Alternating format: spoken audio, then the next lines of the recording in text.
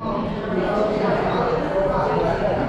can do a T passes to the performance bar. I have a bunch of performance bar. I have a picture there.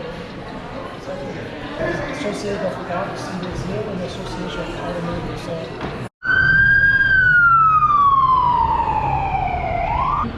Peut-être un petit débriefing de mon séjour ici à Boston par rapport à l'ensemble des événements auxquels j'ai été assisté. Déjà, premièrement, ce que je peux dire, c'est que c'est très enrichissant d'un point de vue académique et scientifique. Ensuite, au niveau donc de l'organisation, c'est une organisation très complète. On peut retrouver énormément de programmes sur différents sujets en rapport avec le management. Pour ma part, je me focalise principalement sur les événements en rapport avec la spiritualité et le management, comme vous le savez. Et deuxièmement, de la deuxième partie, donc le deuxième sujet de ma recherche, c'est en rapport avec l'engagement au travail. Donc j'essaie de me focaliser sur ces deux domaines de recherche. Alors, un autre avantage donc d'être présent ici, c'est de rencontrer du monde, c'est-à-dire faire du networking, rencontrer d'autres chercheurs, des enseignants, des professeurs au niveau international. Il faut savoir qu'à l'AOM, il y a plus de 10 000 personnes qui y participent, mais donc c'est 10 000 personnes au niveau international. Vous avez des Européens, des Asiatiques, un peu partout dans le monde, donc j'ai rencontré énormément de personnes. Alors, donc, comme je le disais, le plus grand avantage, c'est le networking.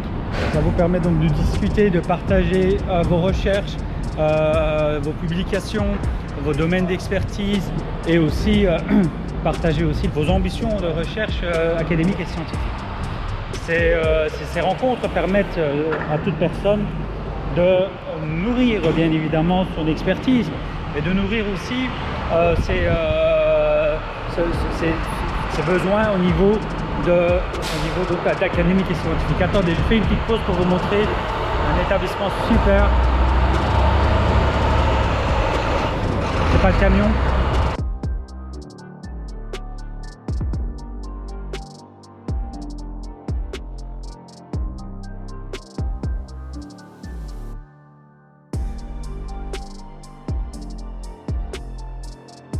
Alors on peut poursuivre. Donc le networking, je n'ai pas besoin donc de décrire l'importance du networking dans le milieu professionnel, mais ceci est valable aussi dans le milieu académique et scientifique. Voilà, donc ça c'était donc la deuxième contribution de mon voyage ici, de mon séjour à Boston. Et bien évidemment, le troisième avantage, c'est quoi? C'est la possibilité de rencontrer de faire connaissance aussi de personnes qui travaillent dans d'autres domaines, qui peuvent contribuer aussi, voilà, vous donner une vision un peu différente par rapport à votre approche ou votre méthodologie de recherche. Voilà pour cette petite partie de présentation. Je suis toujours en centre-ville et je profite de ce moment pour vous partager un petit feedback sur mon séjour ici à Boston.